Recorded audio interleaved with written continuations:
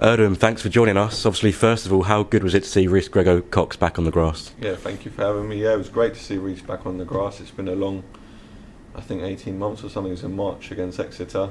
It's the ACL, MCL injury, but fair play to him. He's buzzing, raring to go. Just before the game, when I saw him, it looked like he was, really motivated, energised, and even when he came on, that's the Rhys that I remember. But it looks like a stronger Rhys, which is actually good to see. Let's also be mindful that he's come back from a massive injury, so we shouldn't be expecting too much and placing too much pressure on him. But it's a delight once again to see him back among us, because I think he's a lad that personifies and typifies what this squad and what the club's all about, which is all about fight. And it's good to see Sam Matthews back as well, who's another top lad and player for the squad. Obviously, it's great to hear the applause when Rhys and Sam both came on from the crowd. The fans obviously have stuck through us. A little bit of a difficult period at the moment in terms of results, but they stick with us through thick and thin at the moment. Yeah, I think the fans have always stuck with us through thick and thin over the past 6 years. Look, it's hard supporting Crawley, especially away. We've had poor away form, and they've always been there, and it's not easy travelling to all these games. I've in the past 6 years, I've probably missed 5 to 6, 7 maybe away games overall, and it's very hard, as you boys know yourselves. Travelling, it's you have to wake up first thing in the morning, travel 7-8 hours. We're all paid for this, and these guys are paying to do this, and the ladies, of course. So at the end of the day, it's not an easy choice. I mean, directors and people that work here from before, even they've been to maybe 1, 2, 3 away games outside of the N25 in 5 years. It's not an easy task. So we have to respect the following we get home and away. They've always, all through the COVID, they've supported us. I think we've got a good relationship with the fans, and obviously, if we need to work on things, we will. We'll try and be more transparent. I think we've communicated very well as well. So hopefully we can always keep that good relationship going and keep united, and we need them. And when you're a smaller club, the second smallest of the 92, the fans is even more important. And I suppose the special thing about being a smaller club is you get to know the fans one-on-one more. There's more of relationships with the people. So that's a nice family feel we've got as well. But I couldn't thank them enough, and hopefully, they're going to keep supporting us in the next game, and hopefully we can turn around with some positive results. Obviously, there's an issue at the moment we've had with some of our fans, some of our dedicated fans that do travel home and away as well. We know how important this club is to them. There is a process in the club. I don't want to touch on too much on the parties that have been involved, but the most important thing is that we will try to find a good solution for this. We will not alienate our fans. The fans are the club, and the club is the fans. We're all one. It's not different parties. So we will have to work as together. We'll work as one, and that's all I want. And while I'm here, that's the only way that will be within this football club. And obviously, I've spoken to you maybe 3 or 4 times. We've had these chats over the last year or two over the madness that COVID's been. How's everything going now? We're coming to the end of it. Have things changed, the ongoings at the club? I mean, yeah, if you remember, we started talking about this in, I think, May 2020, and we didn't know what was going on. So we're lucky to be where we are. I thank everyone within the club, yourselves, Tom, Claire, and the football department, the gaffer, Lee, Youngie. We've got through it with good results in the sense of on the pitch and off the pitch.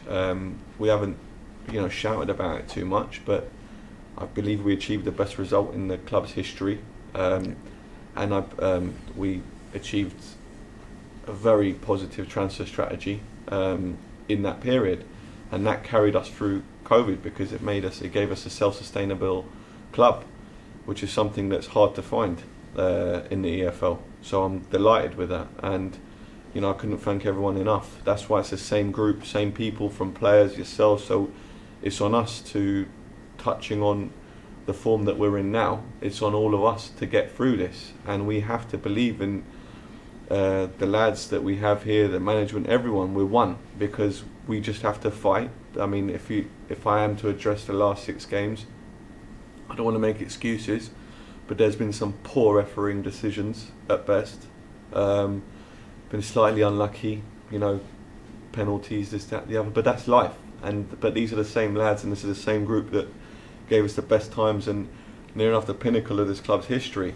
So we have to believe in ourselves, and we have to look at ourselves where we can improve, and we have to keep working hard, and we know that we'll achieve as one. But we've got through it. We're still working through this COVID situation, and we know we have to get through this bad form. But I know that we'll be fine because we're working as one, and we're a united, fighting group that want to do well, and we're all on the same page. So I hope that we can put that into form and results.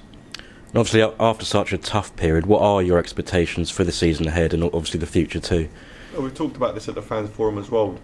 When you look at where we are as a club with the tickets, with the fan base, staying in the EFL is the minimum expectation naturally. But being a young club in the EFL, it's very important you preserve your status.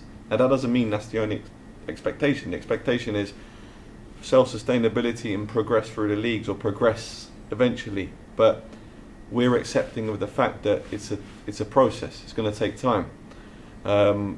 Of course, when we came, more money was spent. That's the truth, on budgets. But it doesn't always work out that way. There's many examples where teams with treble the budgets have gone down, and teams with half the budget have gone up. So of course, it's a variable, but we have to be realistic, and we have to keep working. And our trading history now in the past 3-4 years is probably in the top 3, top 4 of League 2. So we're working on, if we can perfect that and fine tune that even more, then we'll be, hopefully we'll be punching more, because people are looking at us. I think we've sold around 10 players over 5 years to the higher leagues. So I think that's a tick, against the club's name, because it shows that we're identifying the right talent and we're developing the talent. And these players are going on to score goals in the Championship. They're going on to be, leaders in League One. So some of the players like Panucci, when he was here, I remember, people used to laugh, oh, he's not good enough, or this, that, the other. I'm not talking about fans, I'm talking about internally with some of the staff that was here. Now the boy is probably one of the best players in League One. So all those people that were saying that, there you go, that's what happens, that's what this club does. This club tries to produce talent. Max Waters was discarded by Bromley, I think, and Dagenham and Redbridge. I'm not sure, I'm just giving names, but these type of clubs, they discarded him at the time, or that management did, maybe the club didn't, but the gaffers spotted him, we've taken him on, we've developed him, we've given him the confidence and belief, and he's done magnificently well. So that's what this club's about. It's about building players. I suppose it links well to obviously what was raised at the fans forum with the size of the squad. Is that one of the reasons why we've got so many players, to try and develop them and turn them into good? We don't have an academy, so we've tried to put proportion towards a youth budget. We were very unlucky in the summer. I think it's the first time in my time here that a player's gone to Premier League, a Premier League academy. And I went to the Premier League academy to watch the player train and playing games, and he was done very well. For me, it was a shock. We're very whisker away from doing a deal. So that was disappointing, but the positive side was we had a player that could, that could go and compete in those type of ranks. So, and if you look at the transfer, if you look at the records in League 2, all the players that have left League 1, Championship and Prem from this league have been predominantly under 22, 21, and have a graphic that's inclining from lower leagues. If you look at Moesa, I think he went for 1.4 million, I'm not sure, but around that mark. He came from Greenwich Borough into Cheltenham, and then he's gone up. If you look at Joey Randall, Ollie Watkins, Ethan and Paddy, all Exeter players, all under the age of 21 when they've gone. So we have to try and work on this process to fine tune it possibly, because maybe we need to work on the development of these players better, and what can we do with the loan system. But the model definitely works, but it needs a bit of fine tuning. The transfer strategy has been the biggest variable that's given us the most money on all the variables that the club has. And when we came in, there were no players, so you're building, there was only 5 contracted players, so you're building a transfer strategy from no existing assets. So, but it does need fine tuning, it needs work, and that's why we've got the coming months ahead of us to try and work on this and keep developing players. the good thing is now we've got 2-3 homegrown players that can be on our bench as a 7th man. But we need these boys playing, so eventually maybe they need to go out on loan, develop. But they've got a lot of potential, and I believe in what we're doing. But it does need fine tuning, and we need to work it in. That's what we will do. Back off the pitch, obviously, it's good to catch up with Alex Watts in commercial last week as part of Talk of the Town. How has it changed commercially at the club since COVID? What changes have happened, and how is commercial going at the moment? Well, I mean, commercial has been an important variable over the past 6 years. It's been a steady inclining commercial revenues, so we see it's growing year by year, which is good. If I can reflect on the COVID, yeah, I believe we protected what we had during the COVID, and that was good work. Now, moving forward, I think we've embraced where we are. Alex, being a lifelong fan, together with Keith, has really helped, just with his passion and drive, increase the amount of sponsorship revenue that we've had. If we look at hospitality, I think we've got record numbers at the moment, which, even though in a bad run, to have those type of numbers is very pleasing. So this is good. I know on the catering there's some issues, but we were spending way too much on catering. That's the truth. So we've had to cut back, so that maybe if we do have to spend now, we'll spend and we'll move on. Because maybe having travelled home and away for 6 years, and some people don't do that, they don't see it. But the catering that we were providing and the catering that every other club provides, there's a huge difference. So there's no point us spending, when you're the smallest club, if you're spending the most on catering as the smallest club, it doesn't make sense. There's no business logic in this. So therefore, now we understand where we are. We cut back. If we need to fine tune and improve it, we will. I know we're having some problems with the T-bars, but we're trying. And the whole point is to raise more revenue for the club. But if we have to, like I said, fine tune it and make it better, we will. It's not easy with staffing issues all around England at the moment with catering. That's another problem. But I believe the club's in a better place off the pitch, and steadily it's been in a better place over the past 6 years. It's not just this year suddenly it's better. It's actually been a conscious effort by everyone who has been involved in the club over the past 6 years to try and do the best for the club, try and improve the club. And everyone has genuinely tried for this football club, because we're all custodians of the club. We're all here with servants. At the end of the day, this is a club that we have to serve, and if we can't serve it well, then we shouldn't be here. Everyone has to give everything they've got for the football club.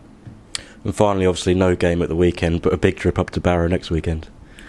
Yeah, we're back on the road. But yeah, look, at the end of the day, it's another game that we have to approach it, and we have to look at every game like a final. That's what we have to do, because we saw last year, you can go to Forest Green and Bolton away and win, and quite not convincingly, but with a good deserved performance. But then you can lose to Southend's and Grimsby's, or draw with whatever it is. So we have to be realistic, and every game, there's no easy game, and we just got to, we've got to work hard, because no one's going to take their foot off the gas against you. No one's going to give you an easy game in this league. We know every game's tough.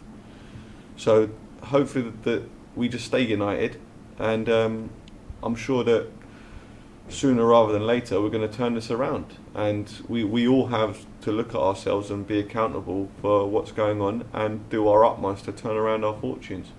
Erdem, thank you very much for talking. Thank you.